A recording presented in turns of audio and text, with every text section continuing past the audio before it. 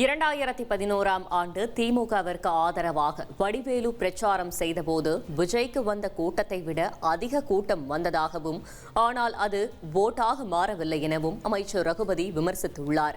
புதுக்கோட்டையில் செய்தியாளர்களை சந்தித்த அவர் விஜயை கடுமையாக விமர்சித்தார்.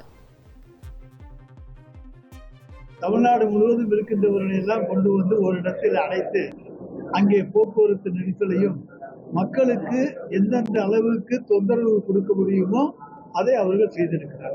இதிலிருந்து பள்ளிக்கூடத்து மாணவர்களை எல்லாம் இன்றைக்கு அழைத்து வந்து அங்கே கூட்டத்தை காண்பிக்க வேண்டிய பரிதாப சூழ்நிலை தான் அவர்களுக்கு இருக்கிறது என்பது இது ஒரு உதாரணம். சனி ஞாயிறு தான் லீவு, மற்ற நாள்லாம் ஒர்க்கிங் டேஸ். காலேஜ் எல்லாம் லீவு நாள்ல அவங்கள வாங்க டூர் போகலாம்னு கூட்டிட்டு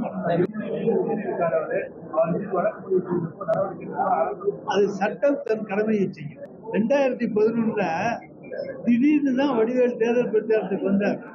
எந்த விளம்பரமும் கிடையாது. கூட்டத்தை பாத்தீங்களா? அந்த மாதிரியான கூட்டம் எங்கேயுமே கூடல. அது பூரா ஓட்டாம இருந்துச்சா? கிடையாது. அதுதான் இது. உங்கள் தந்திவன் தொலைக்காட்சியில் கருடா தினமும் காலை 6 மணிக்கு காண தவறாதீர்கள்.